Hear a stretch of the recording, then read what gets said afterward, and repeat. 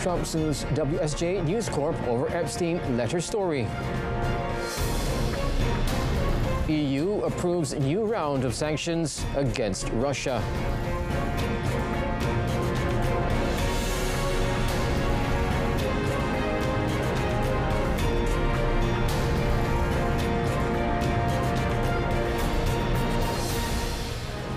Good afternoon, I'm Otto Hoffman. Welcome to World Today. United States President Donald Trump filed a lawsuit on Friday against Dow Jones, News Corp, Rupert Murdoch, and 2 Wall Street Journal reporters, raising claims under federal libel law. Our records show that the case was filed in Miami federal court. Now, the lawsuit comes after the Wall Street Journal reported on a 50th birthday greeting to Jeffrey Epstein that Trump allegedly sent in 2003 that included a sexual suggestive drawing and a reference to secrets they shared. Trump vehemently denied the Journal report and warned Rupert Murdoch, the founder of News Corp, the paper's parent company, that he planned to sue. Trump aides were also expected on Friday to ask a court to release grand jury testimony about Epstein, as the president fought back against concerns over his administration's handling of the deceased convicted sex offenders case. The U.S. president has recently faced extraordinary backlash from his own supporters over the Epstein files.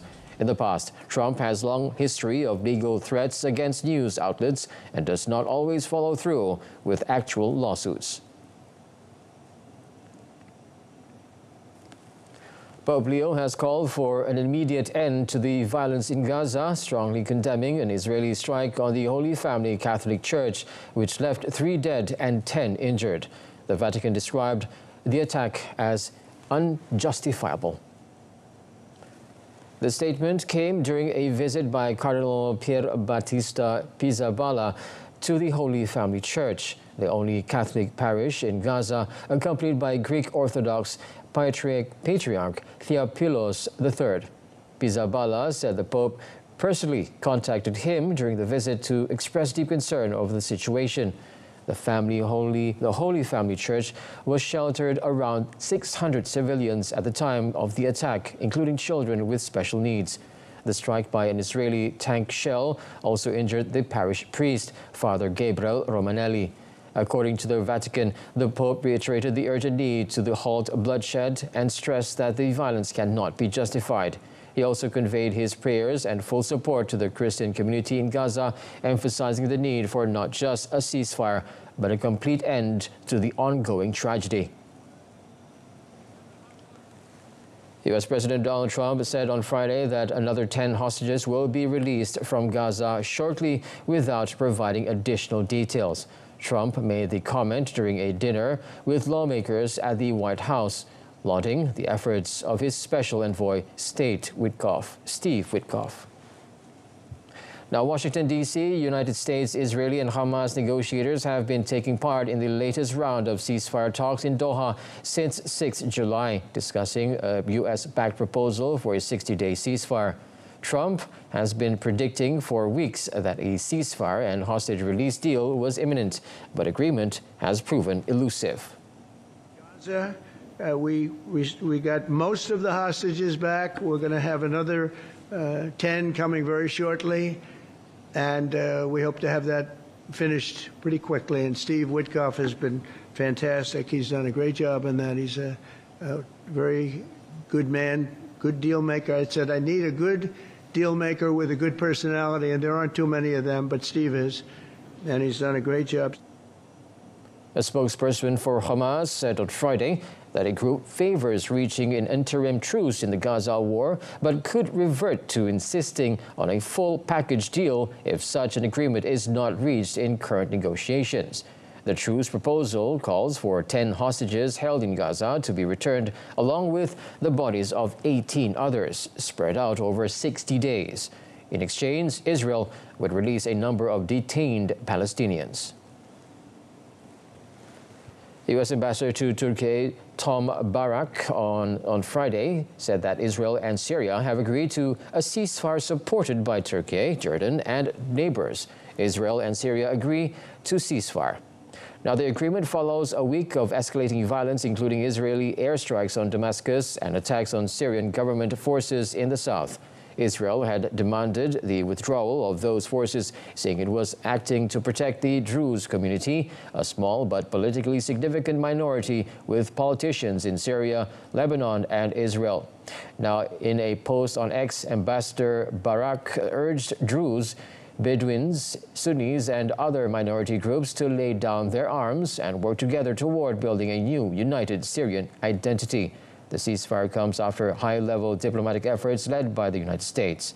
Earlier in the week, U.S. Secretary of State Marco Rubio confirmed that the steps had been taken to end what he described as a deeply troubling situation on the ground. Now, tensions appeared to ease following the withdrawal of Syrian government troops from the city of Setia and a key flashpoint in the recent fighting. Now, the move paved the way for a broader de-escalation and renewed calls for unity among Syria's diverse ethnic and religious communities. The European Union, EU, approved a new round of sanctions against Russia on Friday. After the approval, EU High Representative for Foreign Affairs and Security Policy Kaja Kallas called the latest round one of the bloc's strongest sanctions packages against Russia to date in a post on X. Now, the package contains a provision to lower the price cap on Russian oil sold to third countries by 15% below the market rate.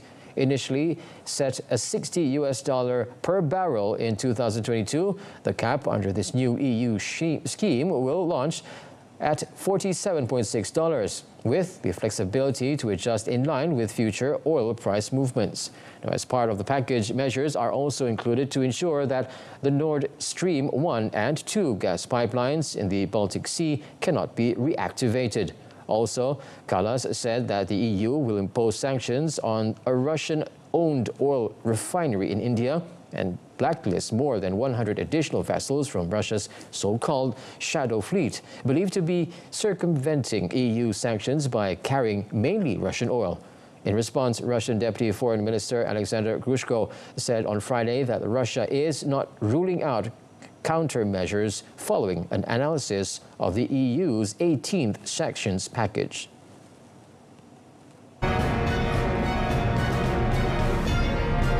Coming up next, South Korean court rejects ex-President Yoon's release request.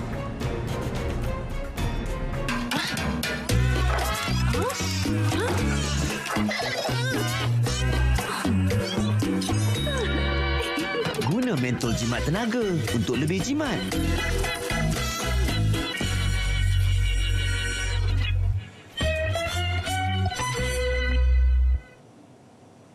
Welcome back. In South Korea, the court has denied a request for release from former President Yoon Suk-yeol, keeping the ousted leader in custody as investigations into his alleged attempt to impose military rule continue.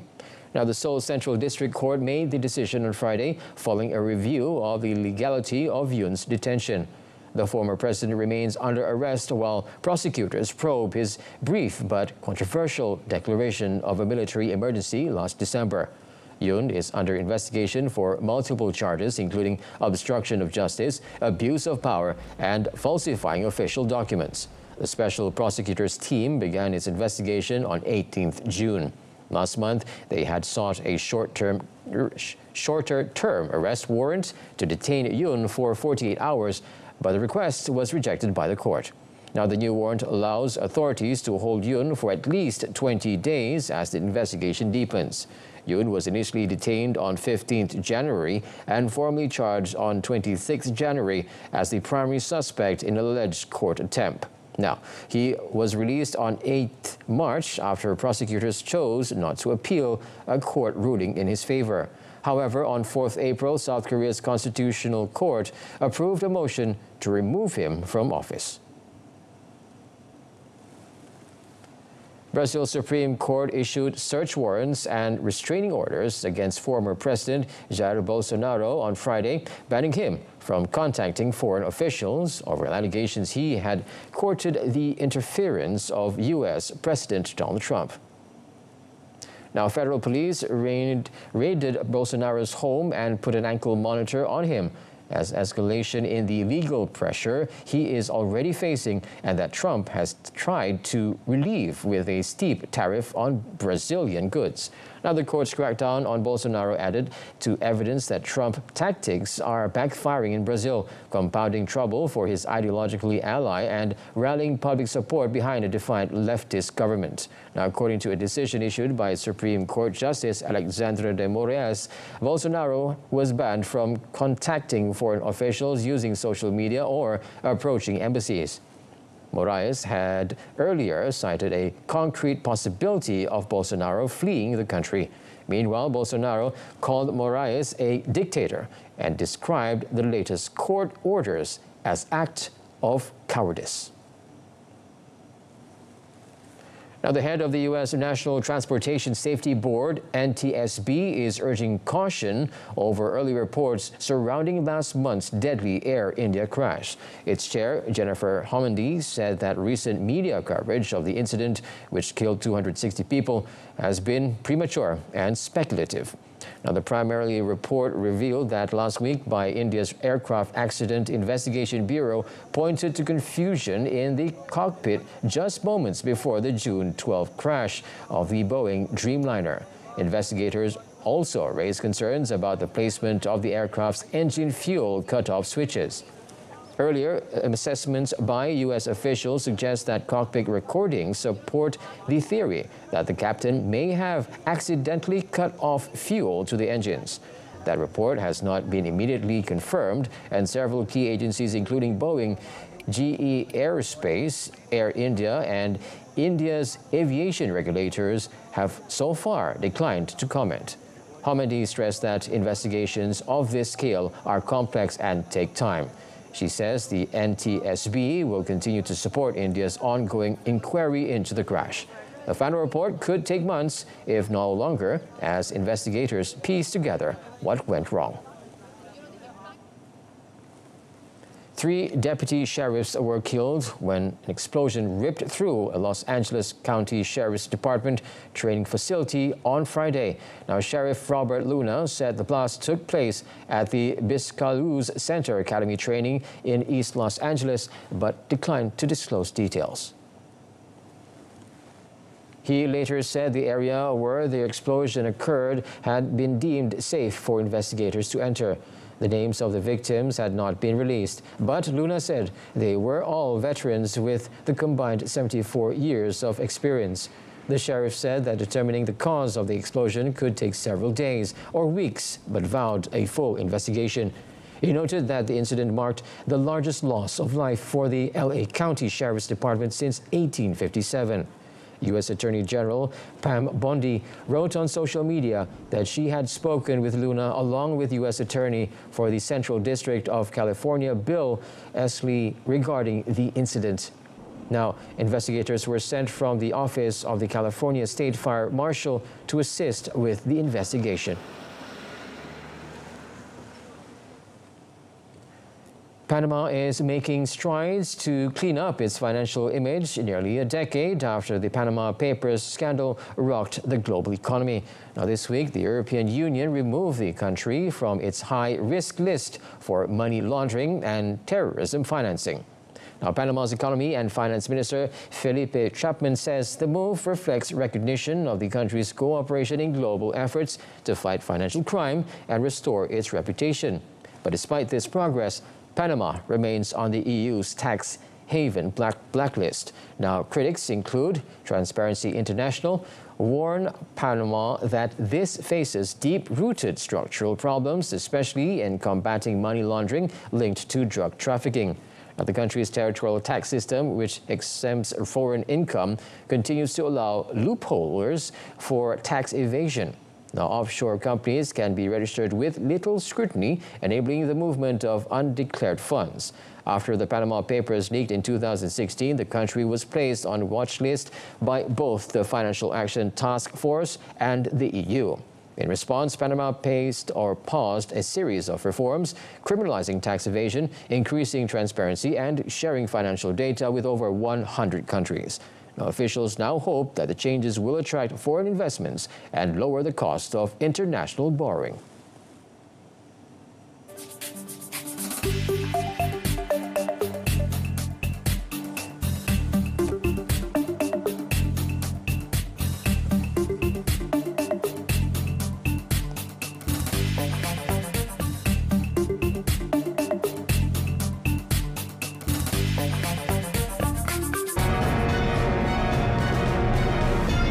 Still to come in our sports segment, Madani confirms departure from Chelsea amidst Arsenal-linked rumours.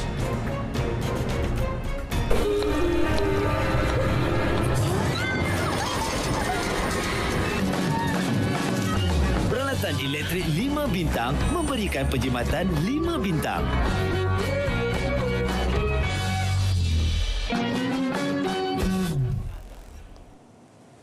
Now we begin with football. Updates on the English Premier League. England international Noni Madueke confirmed his departure from Chelsea on Friday, with British media reporters linking the winger with a move to rivals Arsenal ahead of the 2025-2026 season.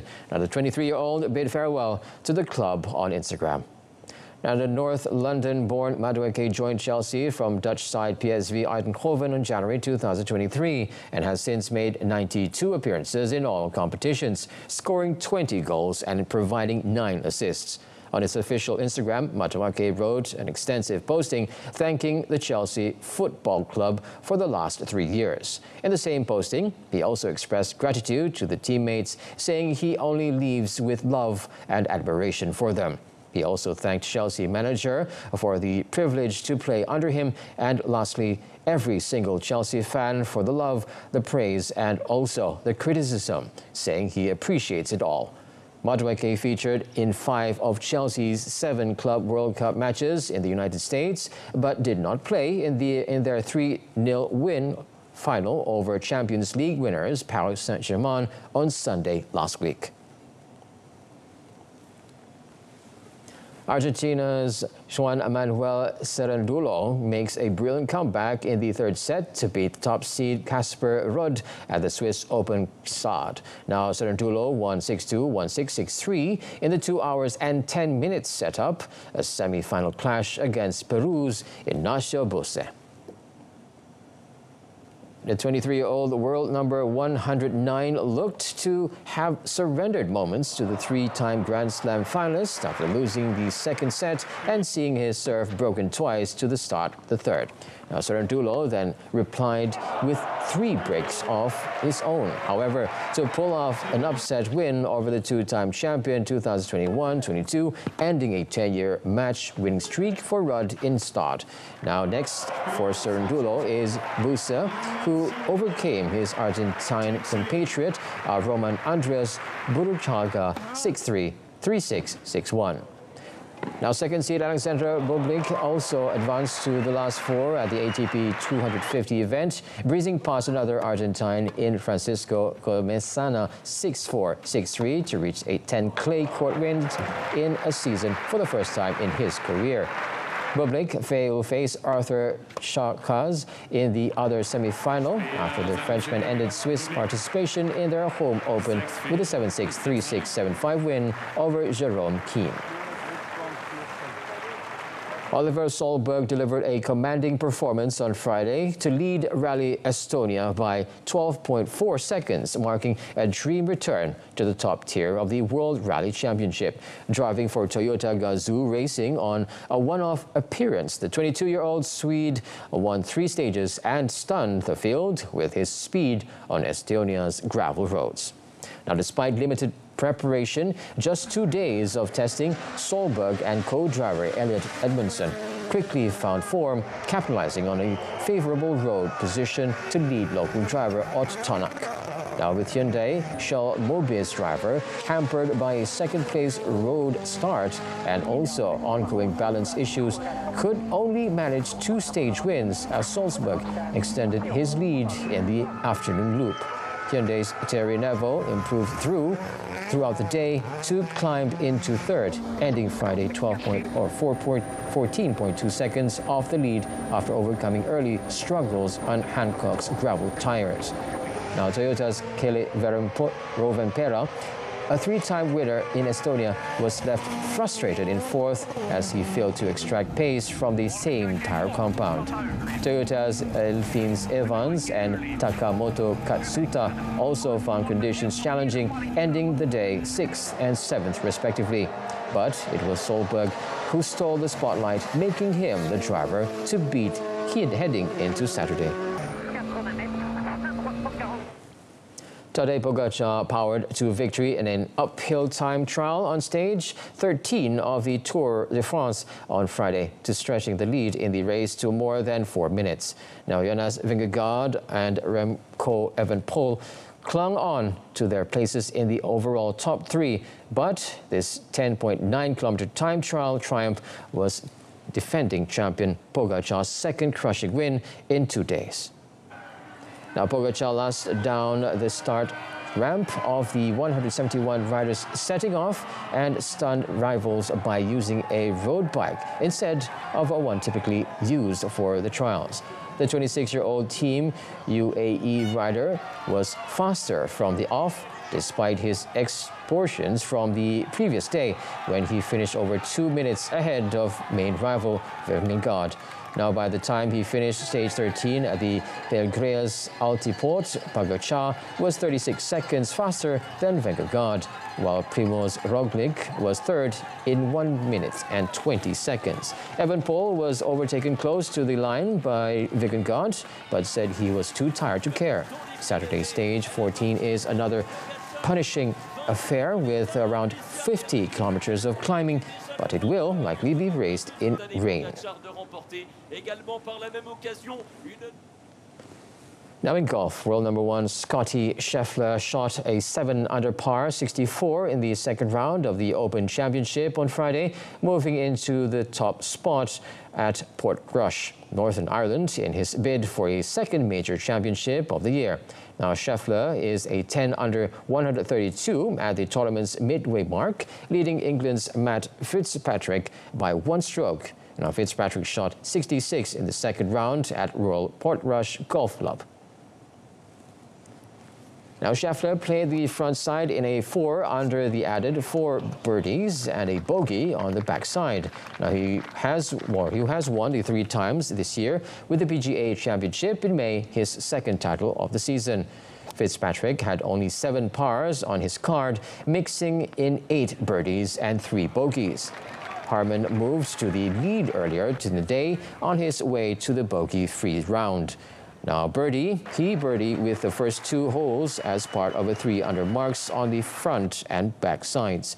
Now, first round co-leader Harris English, Denmark's Rasmus Holgaard, England's Tyrrell Hatton, Scotland's Robert McIntyre, and last weekend's Genesis Scottish Open champion Chris Gotterdrup all are at 5 under. Tony Fennell and Denmark's Nikolai Højgaard are at 4 under. Other notables include U.S. Ryder Cup captain Keegan Bradley and Masters champion Rory McIlroy of Northern Ireland being only among several golfers tied for 12th place.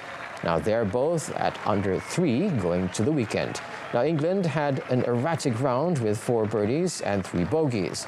Now, Bradley's eagle on the second hole was a boost for a bogey-free round.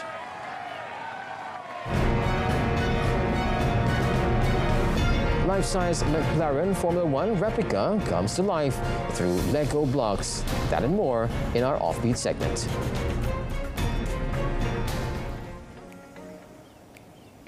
Isan Nikah, directed by Kriangkrai Monwichit, is a Thai comedy drama romance film that explores the cross-cultural journey of Bak Kai, an Isan Buddhist man converting to Islam to marry his beloved Sophia from Pattani, Thailand. Their wedding preparations spark a chaotic, heartfelt and occasionally comedic ride as Sophia's protective brother, Bung Lee, does everything in his power to stop the union. Now, according to its director, the film also highlights the local culture of the southern Thai community, including its history, tourist attractions, food and language. Additionally, the film's core strength lies in its premise, a clash of cultures, religions, portrayed with warmth and curiosity, weaving traditions of northern and southern Thai communities into its narrative tapestry. Isan Nikah features a cast of popular Thai actors such as Natawut Sanyabut, Chatchai Chinasri, Komonpon Sangwatcharatsunpon, Abdul Borsu, and well-known influencer Ahmad Kuwiasri Dollah, alias Charlie. Scheduled for release in nationwide cinemas starting 17th July, Isan Nikah is distributed by Empire Film Solutions Sendiri Berhad for the Malaysian market and screenings.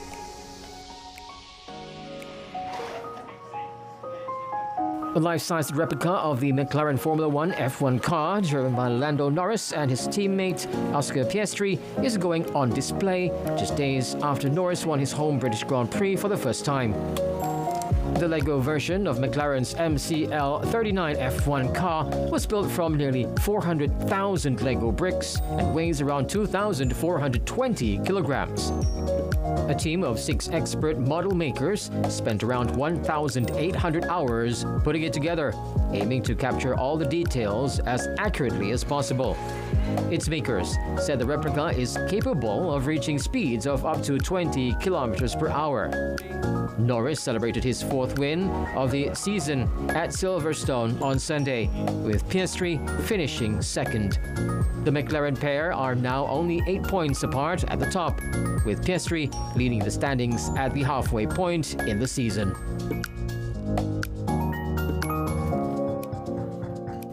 It's early summer in Chiba, near Tokyo, Japan, and a young man is hard at work, scraping a thick, oily substance off the kitchen floor of a house.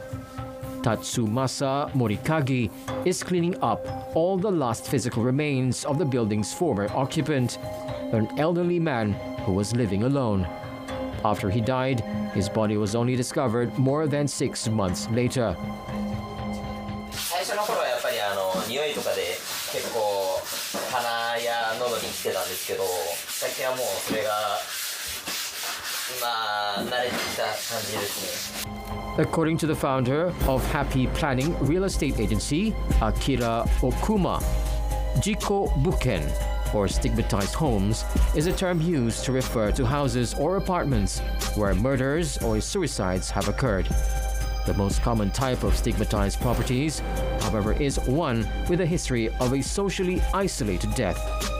Such properties, however, come with a social stigma attached, but that stigma can offer an opportunity for willing buyers with massive discounts for a home where a murder took place. こちらの物件で言いますと、相場の金額があるんですが、事故物件ということによって2割ぐらいお安くはなってきます。はい。で、なおかつ中はリフォームしてお引き渡しする形になりますので、はい。そういった部分では買われる方にとってはいい物件なんではないかなと思いますね。 Japan's property prices have rocketed as construction materials and labor costs jump.